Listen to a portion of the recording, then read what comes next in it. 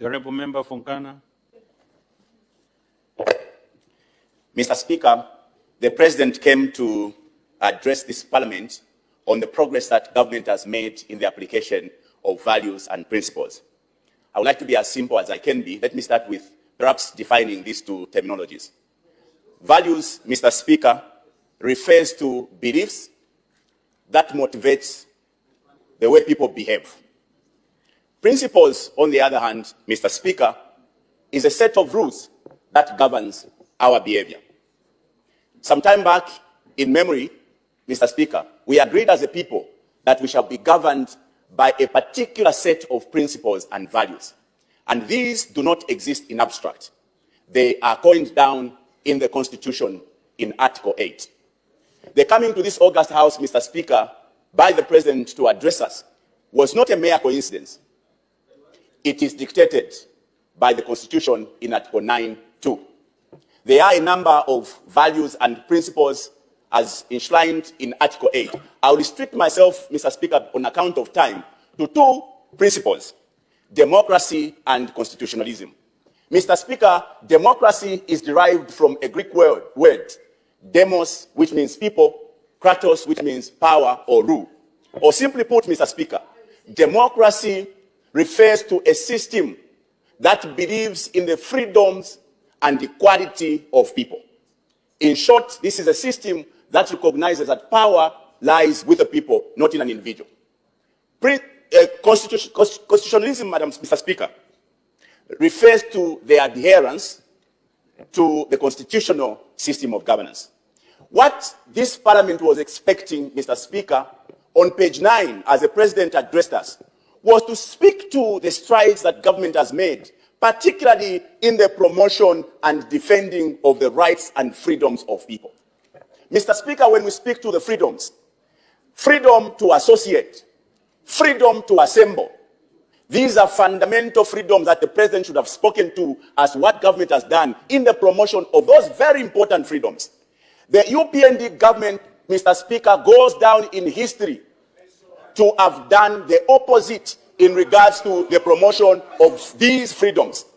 To over 2.5 years, Mr. Speaker, the freedom of people to assemble has been stepped on.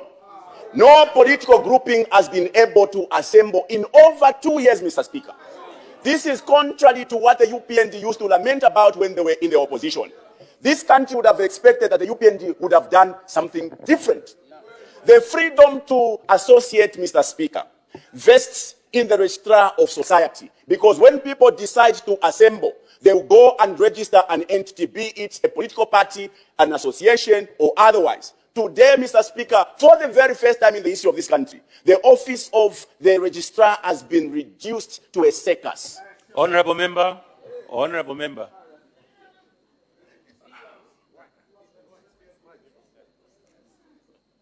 Honourable Member for which constituency? You know, we all know the rules of the House. You don't have the right to bring the office of the registrar to disrepute without evidence whatsoever. Whatever allegations that you're alleging, you should be able to substantiate. You can't say the office of registrar has been brought to disrepute without any evidence, just the assertions. You don't do that. And it's disappointing that some of you that are busy heckling around are people that have been here much longer. It's disappointing. You know that in this House, we talk with verified facts. You can't just wake up and say the office has been reduced. Against what? What evidence do you have? So let's avoid making such kind of debate. Let's talk from a verified point of view. You can proceed, Honourable Member.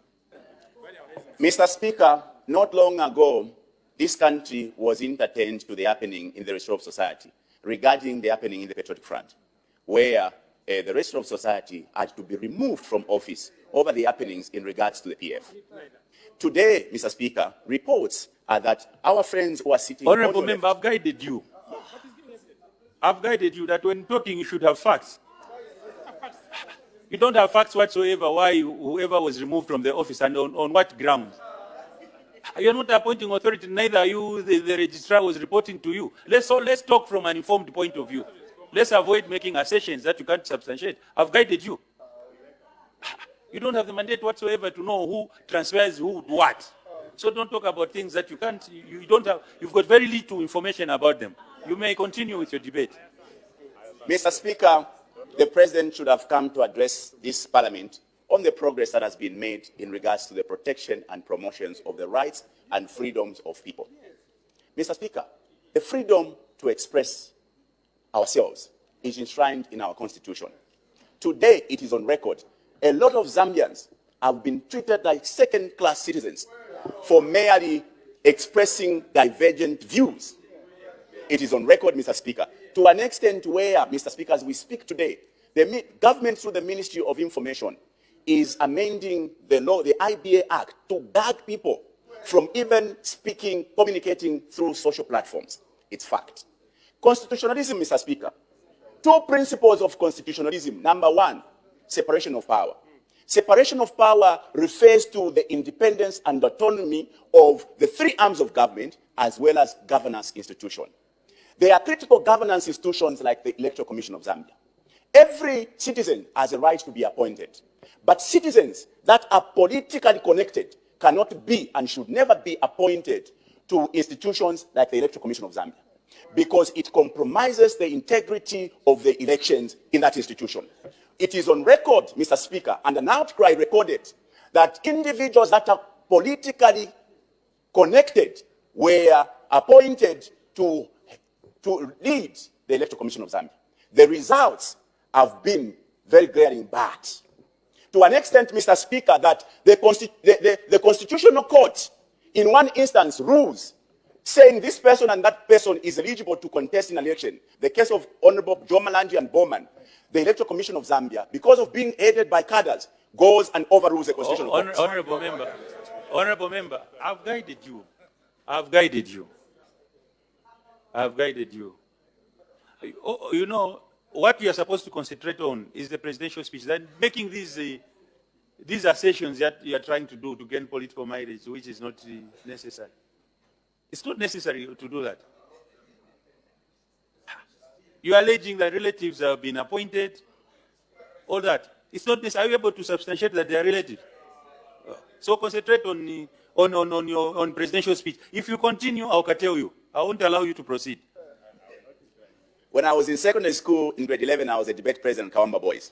The rules of debate are such that you infer happenings so that you can build a line of thought. Mr. Speaker, when we talk about the autonomy and independence of the three arms of government, one of the arms of government is the legislature. This August House here is expected to be independent and autonomous because any interference in here. Honorable member, you are not allowed. Do you want to debate or want me to debate? Listen, may you take your seat. Take your seat. The rules don't even allow to debate ourselves. You should make yourself familiar with the standing orders.